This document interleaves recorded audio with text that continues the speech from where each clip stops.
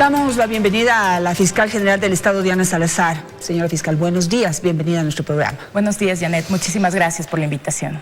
Bueno, la información que últimamente se conoció sobre el paradero de los involucrados en el último caso que se estaba investigando en la Fiscalía por la compra de insumos médicos con sobreprecio, realmente termina impactando al país. Hay un accidente de avioneta de 4 personas que intentaban huir del país. Entre ellas hay 2 de los involucrados en la investigación por el asalto, yo lo denomino así, al Teodoro Maldonado Carbo y a otros hospitales del IES en Guayaquil. ¿Qué nos puede comentar? ¿Qué detalles ha tenido usted de primera mano de parte de las autoridades peruanas, que es en donde se termina siniestrando esta avioneta que trasladaba a estas personas? Exactamente. La información que nosotros pudimos obtener ha sido compartida y estamos en coordinación desde la Fiscalía General del Estado con la Fiscal General del Perú, quien está compartiendo la información y estamos coordinando todas las acciones para que este ciudadano, que además tiene una orden de detención con fines de investigación aquí en el país, venga y responda por sus acciones aquí en el Ecuador. Se trata de Daniel Salcedo Bonilla. Efectivamente, el día de ayer, a través de un comunicado por parte de la Policía Nacional, se ha confirmado la identidad ya de este ciudadano. Ahora, no sé si nos puede comentar cuáles son ya los detalles de ese vuelo, qué es lo que se conoce hasta ahora, porque de lo que se ha develado, y usted nos confirmará, el señor Daniel Salcedo viajaba con una cédula perteneciente a otra persona que al parecer no tiene nada que ver en el hecho, es decir, viajaba con una cédula falsa, la avioneta también viajaba con una matrícula adulterada. ¿Qué nos puede comentar de los detalles de ese vuelo? Todas las circunstancias están siendo objeto de investigación al momento. Cuando tengamos los informes de manera oficial, nosotros podemos conversar al respecto. ¿Conoce usted el estado del señor Daniel Salcedo, que es un testigo en este momento primordial, no solamente de lo sucedido con la avioneta y los detalles, sino también un testigo principal en torno a este caso de corrupción que usted investiga? Se nos ha informado que el estado de salud es grave y además que ha dado positivo para la prueba de COVID. Entonces hemos solicitado también tanto a las autoridades peruanas como a la Policía Nacional aquí para que a través de sus pares realicen las coordinaciones necesarias, que entreguen toda la seguridad a este ciudadano. Va a ser primordial para llegar al esclarecimiento de este hecho, la forma como salió del país y también las circunstancias que lo involucran en los casos que estamos investigando. Ahora, para evitar, la desaparición de este testigo, y cuando digo desaparición puede ser en distintas circunstancias, desaparición, física, que pueda de alguna manera, lo puedan ayudar a escapar en caso de que mejore su estado de salud, pero también puede desaparecer de este planeta porque es un testigo crucial en este caso de corrupción que no sabemos si estamos viendo la punta del ovillo. Efectivamente, como le había referido, nosotros hemos solicitado tanto a las autoridades peruanas a través de mi par, la Fiscal General del Perú, y al Comandante General de la Policía del Ecuador para que active a través de sus enlaces y que le brinden toda la seguridad a este ciudadano para que pueda responder a las autoridades acá en el Ecuador.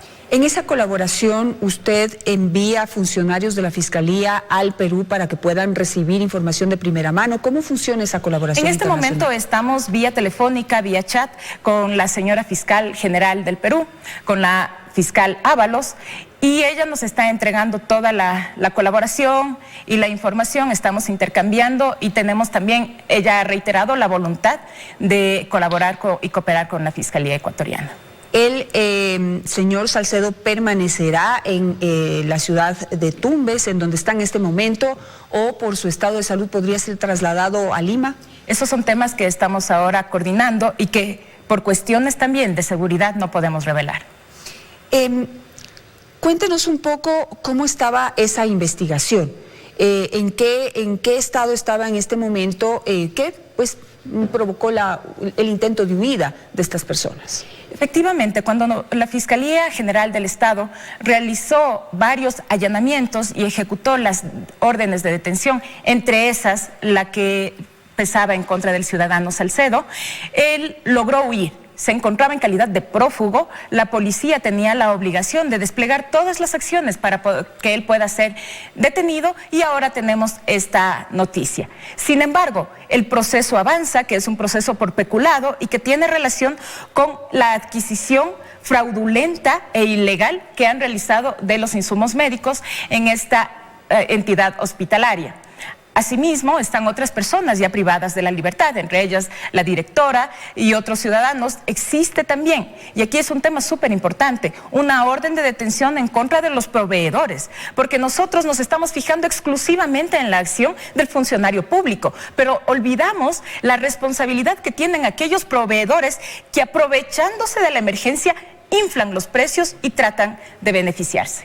En este caso, ¿cuáles han sido las acciones en contra de los proveedores? ¿Están también detenidos? ¿Hay órdenes de prisión? ¿Están prófugos? Al momento se encuentra una persona prófuga. Esperamos que la policía despliegue sus acciones para que pueda ella ser capturada y sea presentada también ante las autoridades. Sin embargo, ahora que se han habilitado los plazos en el área penal por parte del órgano jurisdiccional, vamos nosotros a proceder con las respectivas vinculaciones y también con las respectivas formulaciones de cargos en todos los casos. Por ejemplo, el día de ayer, en el caso Mascarillas, que involucra al ciudadano Loja, que dicho sea de paso, también se encuentra prófugo, sobre él pesa una orden de detención desde hace varias semanas atrás.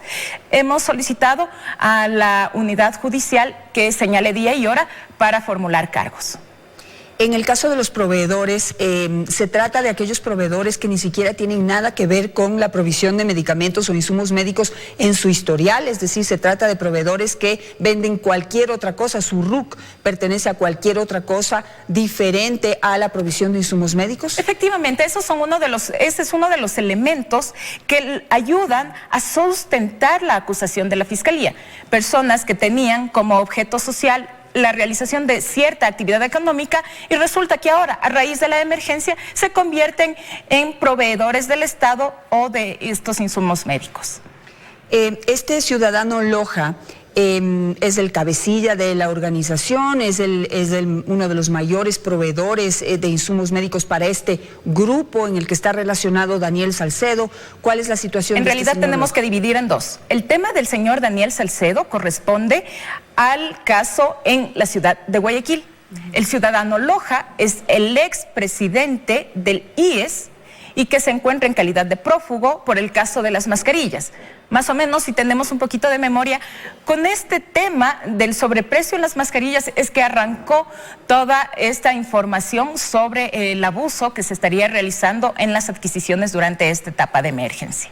Y en ese caso, el de las mascarillas y en el que relaciona al director del IES, ¿qué otros involucrados hay? ¿Qué información se ha podido recabar hasta el momento? Van a ser objeto de procesamiento el ciudadano Loja y 7 personas más, entre personas que formaron parte de esta comisión técnica que ayudaron a que se realicen estas adquisiciones y obviamente también se encuentran los proveedores. La Fiscalía está ampliando su ámbito de investigación y no únicamente estamos nosotros investigando la acción del funcionario público, también tienen grado de responsabilidad los proveedores porque son ellos quienes o facilitan, prestan o se benefician por subir los costos. ¿Los otros 7 involucrados están detenidos, están ubicados o también están prófugos? Ellos van a ser convocados a esta audiencia, vamos a solicitar las respectivas medidas cautelares y vamos a ver la respuesta que tenemos por parte del órgano jurisdiccional y que luego la policía pueda realizar su trabajo. Volviendo al caso del señor Salcedo, ¿se está investigando también aquí a la DAC para saber cómo se permitió la salida, en qué circunstancias se permitió la salida de esa avioneta y cómo estaba registrada? Porque se dice que estaba con una matrícula adulterada. ¿Cómo lo dejan salir? Y según se entiende, estaba con destino o señaló un destino Isla Apuná, pero se desvía hacia el Perú. ¿Eso quién lo controla? Además que están cerradas las fronteras y no podían ingresar al Perú. Entonces estos hechos supervinientes tienen que ser objeto de una nueva investigación. Ya no precisamente por el peculado en el que se encuentra el señor Salcedo, sino todas estas otras circunstancias que envuelven a su fuga. Y los dueños de la avioneta, que son la familia Adum, van a ser llamados a declarar, han manifestado que la avioneta fue robada, es lo que dicen hasta el momento, pero pues dentro de la investigación, ¿cuál es su situación? Bueno, ahora con esta nueva investigación, todas las personas que tengan algún tipo de relación, por lo menos tendrán que comparecer, justificar la razón de sus dichos y luego la Fiscalía tomará las decisiones que correspondan. Igual en torno al caso del señor Salcedo, a él se lo ha relacionado dentro del grupo Bucaram, que en este momento también pues hay algunos que están fuera del país y ahí se lo detuvo al expresidente Abdalá Bucaram, quien ahora está cumpliendo prisión preventiva en su domicilio, entiendo que por su edad. Pero ¿cuáles son las circunstancias y el relacionamiento o el vínculo de la familia Bucaram al caso en el que está el señor Salcedo? Bueno, la Fiscalía General del Estado en su momento ejecutó una orden de allanamiento. Encontramos en el domicilio del expresidente, del señor Bucaram, insumos médicos, mercancía que coincide con aquella encontrada en uno de los hospitales que están siendo objeto de nuestra investigación. Fiscalía va a tomar las decisiones que correspondan en su momento y una vez que sean presentadas ante los jueces podemos conversar e informar. Sin embargo, esta vinculación del señor Salcedo corresponde específicamente a esta investigación. Si ahora se encuentran directamente y estrechamente relacionados, por ejemplo, el día de ayer pudimos ver nosotros en un reportaje que salió aquí en el noticiero a la 1 de la tarde, que el ciudadano Bucaram se estaría alojando en la vivienda del señor Salcedo. Todos estos elementos, y que no son chismes, que no son noticias de Twitter, lo que hace la Fiscalía es corroborar esa información y cuando tengamos las pruebas suficientes, presentamos ante los jueces.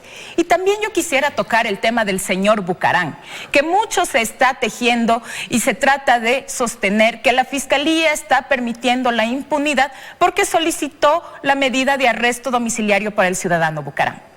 Todos los ecuatorianos debemos conocer que nuestra Constitución, vigente desde el año 2008, establece que aquellas personas que se encuentran entre los grupos vulnerables, ya voy a explicar qué es un grupo vulnerable, no pueden permanecer privados de la libertad a menos que sobre estas personas pese una sentencia ejecutoriada.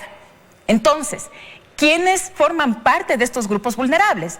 Las personas mayores de 65 años, que es el caso del señor Bucaram, las personas que se encuentran embarazadas o que tengan una enfermedad terminal o rara. Eso establece la ley, no la Fiscalía, no Diana Salazar. Entonces, la Fiscalía, conocedora de las leyes, conocedora del derecho, tiene que aplicar lo que nos establece la norma y solicita que el ciudadano enfrente los cargos en su domicilio. Esto no significa que ha sido liberado, que ha sido declarado inocente y únicamente lo que tiene que hacer es enfrentar sus cargos, este procesamiento, en su domicilio. De obtener una sentencia condenatoria, él tendrá que ser trasladado al centro de privación de libertad que sea destinado para el efecto. Y esto no sucede únicamente con el procesado Bucaram o con otro, sino con todas las personas que tengan esa calidad. Todas las personas mayores de 65 años tienen derecho a permanecer en su casa mientras se los procesa. Ahora, ¿tiene vigilancia en su domicilio? Porque, digamos, ya hay antecedentes, ¿no? 2 de los familiares están ya fuera del país, 2 de sus hijos. Entonces, quizás la gente teme por eso, ¿no? Que se aprovechen de esta normativa a favor de las personas que pertenecen a grupos vulnerables y en algún momento vayan a golpearle en su casa y ya no esté. Ya no se encuentre. Justamente se encuentra con la medida de arresto domiciliario. Eso significa que va a tener vigilancia policial permanente y ya es responsabilidad de la Policía Nacional garantizar que el ciudadano no huya y de tener algún indicio, alguna evidencia de que él está tratando de evitar la acción de la justicia, se pone en conocimiento de la Fiscalía, nosotros ponemos a su vez en conocimiento de los jueces y ahí sí pierde esta posibilidad de encontrarse en su domicilio y se tiene que él ir a guardar prisión. Ahora, ¿cuál es la situación legal del señor expresidente Abdalá Bucaram? Toda vez que en el momento que se le realizó la detención, se dijo que era porque portaba un arma sin permiso, pero no sé si tiene entonces dos procesos, es decir, por tener en sus manos y en su domicilio en ese momento estos insumos médicos relacionados al caso del Teodoro Maldonado Carbo, y otro paralelo por el porte de armas. ¿Cuál es la circunstancia legal de él en este momento? Por el momento, él se encuentra procesado por la tenencia ilegal de esta arma. Sin embargo, está siendo objeto de investigación por la evidencia encontrada en su domicilio que corresponden a insumos médicos y que no presentó en ese momento los respectivos justificativos que den cuenta del origen, la razón o el por qué él mantiene esta mercancía en su domicilio. Ahora, hasta el momento, los Bucaram han negado cualquier tipo de relación con este caso. Sin embargo, en esta investigación que hizo 24 horas sobre el domicilio en donde se encuentra en este momento Abdalá Bucaram Puley, hijo del expresidente Abdalá Bucaram, dan cuenta de que ese domicilio pertenece o estaría a nombre de Daniel Salcedo, un joven de 28 años apenas que en pocos años ha logrado acaudalar una fortuna increíble. Y esto es lo que dice Dalo Bucaram. Teníamos un byte sobre lo que él dijo ante las cámaras de 24 horas. A ver si me ayudan con ese byte. Y no tengo autorización de mis amigos para decir que estaba en sus viviendas. Es donde me he estado quedando. Yo he dicho públicamente que el señor Salcedo es mi amigo, nunca lo he negado.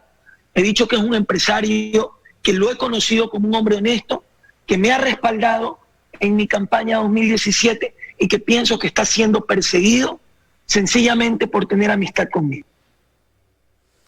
Bueno, reconoce que el domicilio en donde está pertenece al señor Daniel Salcedo, lo hace en una siguiente pregunta, y reconoce que es su amigo que ha financiado su campaña electoral.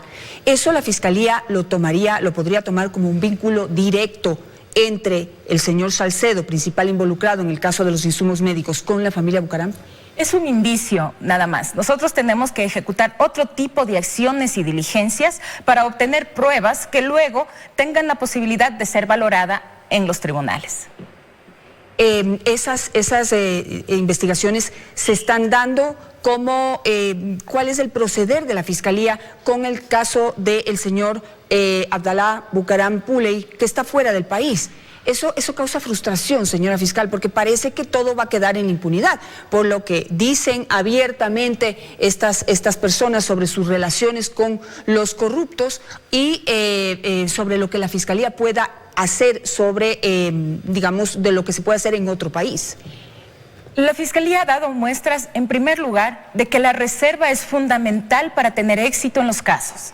Entonces, yo no puedo en este momento exponer qué acciones, qué medidas estamos tomando o desplegando para evitar que estos casos queden en impunidad. Lo que sí le puedo asegurar es que no estamos descuidados, de que estamos trabajando, pero siempre en silencio. Y ya los resultados, cuando sea el momento indicado, pueden ser expuestos. Otra de las revelaciones que se ha hecho en los reportajes del noticiero 24 horas es que otro de los hermanos de Abdalá Bucaram Puley y otros de los hijos del expresidente, Michel Bucaram Puley, estaría relacionado directamente en una de las empresas con Daniel Salcedo y también ya salió del país. ¿Él también está en la mira? Todas las personas sobre quienes se encuentre algo que investigar son objeto de este análisis para Fiscalía. Por último, y para cerrar este caso es específicamente todas las acciones que se están tomando son específicamente sobre lo relacionado con la emergencia, porque sobre las irregularidades en la compra de insumos médicos, tanto en el Teodoro Maldonado Carbo como Ceibos, hace un año la Comisión Anticorrupción hizo ya una denuncia y reveló, digamos, y denunció a varias personas que estarían involucradas en ese hecho, entre ellos un señor Llanos. La Comisión Anticorrupción identifica 6 grupos que estarían involucrados en el desfalco a los hospitales del IES en el Ecuador. Son 2 investigaciones distintas, están relacionadas en este momento. ¿Qué nos puede decir? Son varias investigaciones. De hecho, algunos casos que fueron denunciados en su momento por la Comisión Anticorrupción ya se encuentran en instrucción fiscal. En este tema también contamos con un informe con indicios de responsabilidad penal y que data del 2018. Entonces lo que estamos haciendo es recabando toda la información y agrupándolo según los temas para que puedan ser objeto ya de procesamiento. ¿Cuándo usted podrá tener ya, digamos, resultados en torno a estas investigaciones que está realizando? Los resultados se van a dar cuando obtengamos las primeras sentencias. En este momento estamos en la instrucción fiscal, es decir, ya en un juicio. Tenemos que cumplir el tiempo establecido por la ley, que son 90 días. De existir una vinculación, se amplía por 30 días más. Viene una segunda etapa intermedia para ver si se los llama o no a juicio. Posteriormente viene el juicio y ahí tendremos una sentencia. Perfecto, nos vamos a ir a un corte comercial porque este es apenas uno de los casos que en este momento la Fiscalía General del Estado está investigando en torno a la adquisición de insumos médicos por la emergencia y que tienen irregularidades. También hay otros casos sobre los que nos gustaría consultarle. Regresamos enseguida con la Fiscal General del Estado.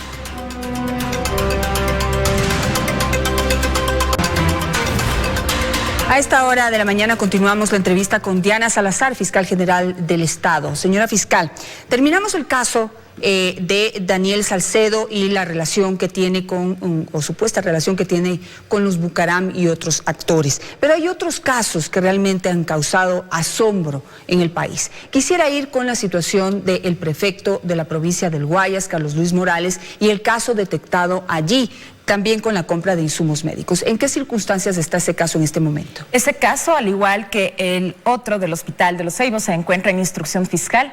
La Fiscalía, luego de haber ejecutado sendos allanamientos, pudo ejecutar también la orden de detención. Y quiero ser clara, el señor Morales no fue ubicado en su domicilio.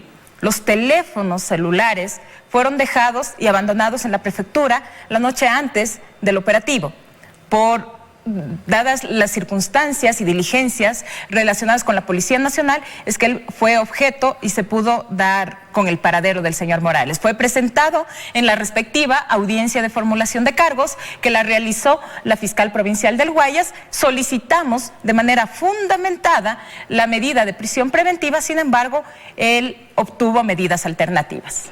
Si nos puede recordar, señora fiscal, ¿en el domicilio de quién fue encontrado el señor Carlos Luis Morales? Él fue encontrado saliendo de una urbanización en la ciudad de Guayaquil, en Suamborondó. ¿Y qué relación tenía con la vivienda en la que estaba allí? ¿Era de algún pariente, de algún amigo, alguna vivienda extra de él? Era de unos parientes de él y que gracias a la información que manejamos con la policía es que pudimos ejecutar esta orden.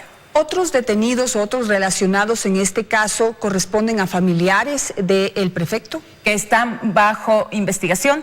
Los familiares del prefecto, específicamente hijastros y esposa, se encuentran prófugos también. Sobre ellos pesan una orden de detención. No han podido ser localizados aún por la Policía Nacional. Esperemos que en los próximos días logren ejecutar estas órdenes y que puedan ser puestos a órdenes de la justicia. Otras personas que también han sido objeto de investigación, nuevamente proveedores, fueron liberados en compañía del ciudadano Morales. Pero siguen vinculados al caso. Por supuesto. Es decir, son medidas alternativas las que se les Son medidas aplicaron. Alternativas. Ellos van a tener que enfrentar estos cargos en su casa, presentándose periódicamente ante el juez o la autoridad y con el dispositivo de rastreo que ellos deben tener ahora. Ahora, en este momento y establecida, digamos, la huida de estos familiares del señor Morales, en este momento, ¿cuáles son las circunstancias del caso? ¿De qué se les acusa o de qué se sospecha? ¿Cuál es la relación entre unos y otros? Quisiera que usted lo diga. Es el caso de tráfico de influencias por el momento. ¿Por qué razón? Porque existe vínculos de contratación y con las empresas en las que están directamente relacionados sus familiares. Los funcionarios públicos no podemos contratar con empresas relacionadas con nuestros propios familiares. Ese beneficio está prohibido por la ley, o esa posibilidad, más bien. Entonces, ahora estamos investigando, recabando más elementos. No solamente es la noticia que sale en tweet, no, señores, son contratos, son certificaciones, son facturas, es información obtenida de la Superintendencia de Compañías, de la Superintendencia de Bancos, que dan cuenta del tipo penal que es presentado ante los jueces. Y es que aquí sí llamó la atención de la Fiscalía, y también yo había hecho un análisis sobre la actuación de la Administración de Justicia. Y quisiera hacer un paréntesis para este tema de manera general. En primer lugar, no son todos los jueces aquellos que no están luchando contra la corrupción. Tenemos casos que sí dan cuenta de ese apoyo que tenemos por parte de la Administración de Justicia. Pero así como saludamos y felicitamos las acciones de todas las personas, que además no debemos felicitar la acción de nadie, no debemos felicitar la acción de la policía, no debemos felicitar la acción de la Fiscalía y peor aún de los jueces, porque es nuestra obligación y por cumplir el trabajo uno no tiene que ser felicitado, pero sí tiene que ser observado cuando no lo está realizando de manera correcta. Y ese es el análisis que se realizaba y la observación que teníamos nosotros, y decía, en los casos de corrupción muy pocas veces se están dictando las medidas de prisión preventiva, y en los otros, por delitos comunes, sí se lo hace. Se manifiesta, y es que así está la norma, nosotros también somos respetuosos, de que la prisión preventiva es una medida de última ratio, es decir, excepcional. No se la debe aplicar sino cuando sea extremadamente necesario. ¿Para qué? Para precautelar que los casos no queden en la impunidad y que no se obstaculice la acción de la justicia. Esos son parámetros o estándares establecidos por la Corte Interamericana de Derechos Humanos y el Sistema de Derechos Humanos. Pero me he tomado el tiempo de tomar una estadística, y resulta que en el Ecuador el 50% de los procesados por delitos comunes se encuentran privados de la libertad, mientras que solo el 20% de personas señaladas por actos de corrupción tienen esta medida. Entonces, con estadísticas ahora podemos decir que los jueces están aplicando la excepcionalidad únicamente en los casos de corrupción, y que la regla para dictar la prisión preventiva es para los otros en donde no tienen ningún tipo de factor, sea económico o de influencia política u otro factor. Solo para los de cuello blanco, entonces. Son los conocidos delitos de cuello blanco. Y gravísimo lo que usted denuncia. Quisiera saber, y volviendo al tema del prefecto, porque no solamente nos ha impactado los casos en donde ha habido corrupción, donde ha habido sobreprecio e insumos médicos en medio de una pandemia, es decir, en donde han robado un pedazo de la salud de la gente que más ha sufrido en esta pandemia. ¿Cuánto le alivia en el caso el hecho de que él mismo denuncie a sus familiares, es decir, a sus familiares políticos, en este caso, no sé cómo se llaman, los hijastros y la esposa? Todas las personas tenemos la obligación de denunciar cuando podemos tener acceso o conocimiento de un hecho punible, pero eso no nos exime o excluye de la posible responsabilidad que podríamos tener, porque de lo contrario sería facilito, ¿ok? Me descubren, denuncio y entonces ya no me responsabilizan. No, señores, los hechos hablan por sí mismos, las responsabilidades están ahí y por eso es que la Fiscalía las presenta. En el otro caso, municipio de Quito, hay dos investigaciones o dos casos que saltaron a la vista. El uno por transferencias en donde se abusó de el manejo de claves para poder enviar dinero desde el Banco Central a cuentas en el exterior que sabemos ya a quiénes pertenecían. Estamos nosotros en la fase de investigación previa, por tanto no podemos hablar, pero sí podríamos referirnos un poquito más sobre el caso en el que el gerente de la empresa de EMAP se encuentra privado de la libertad, precisamente porque encontramos también sobreprecios en la adquisición de insumos o productos durante la emergencia. Y en ese caso, ¿cómo está la investigación? Estamos avanzando en este tema, como ya tenemos habilitados los plazos, los términos, ya no tenemos ninguna restricción para practicar las diligencias que correspondan y, de ser necesario, realizar las vinculaciones o cualquier otro acto que amerite. Y en el otro caso está en investigación previa, pero, digamos, está atrás de los detalles de estas transferencias. Efectivamente, tenemos toda la información, estamos recopilando los elementos y en el momento en que ya tengamos la estructura del caso con los posibles responsables, podemos nosotros dar el siguiente. ¿Tienen relación el un caso con el otro? Es decir, no tanto por el objeto del caso, pero sí como un grupo corrupto que estaba haciendo de las suyas dentro del EMAP. Quizá por los actores, pero son hechos distintos. Entonces, ellos tendrán que responder por cada una de las cosas que han realizado. Hospital de Pedernales, 7,3 millones de dólares que lo sacaron de las cuentas del Banco del Estado inmediatamente y que se supone debían ser destinados a la construcción de este hospital. Hay un detenido que es el asambleísta Daniel Mendoza. ¿Cómo está ese caso? Son varios los detenidos en realidad. En un primer caso por lavado de activos, ahora por el delito de delincuencia organizada. En el primero, en el que fue encontrado el asesor del asambleísta, ahora también privado de la libertad, con dinero en efectivo y varios cheques, 1.600.000 dólares de evidencia, y adicionalmente, como es un tema relacionado con lavado de activos, logramos que la señora jueza de garantías penales en Manabí disponga la retención e inmovilización de todas las cuentas. Ese dinero no se ha perdido porque fue puesto en una póliza de inversión. Entonces, estamos en esa etapa y esperamos que una vez que tengamos sentencia, este dinero pueda ser recuperado por parte del Estado. Es que esa viene a ser la acción y el siguiente paso, porque no basta únicamente con el allanamiento, con la detención, con el procesamiento. Tenemos nosotros que llegar a sentenciar a las personas si es que han cometido un delito. Y solamente ahí vamos a comenzar a recuperar el dinero que se han sustraído. En este caso quisiera que nos comente un detalle, porque el momento de la detención del asesor del señor Daniel Mendoza se produjo en medio de una discusión política en la Asamblea Nacional y se ha intentado relacionar un caso con el otro. Pero ¿por qué? ¿Qué sucedió en el momento de la detención del señor asesor de Daniel Mendoza?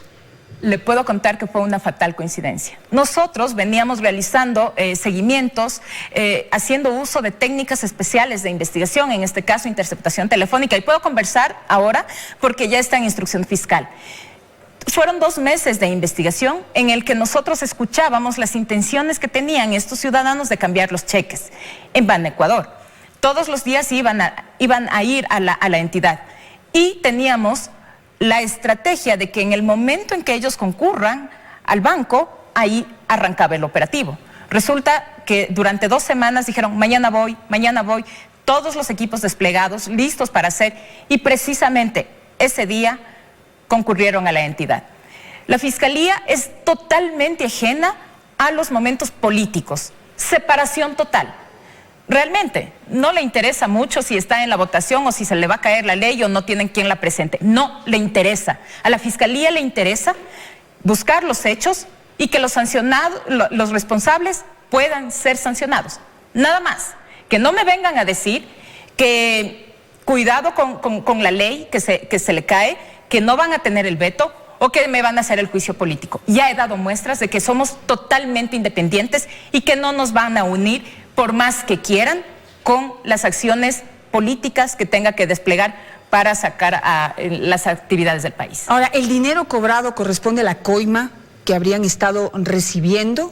Que también sorprende, o sea, del mismo Banecuador sacan la coima. Depende, corresponde precisamente a la coima, al soborno que estaban ellos teniendo y que tenían que efectivizarlo. La persona responsable del consorcio Pedernales entrega de 10 cheques de 40.000 dólares como parte de una cuota.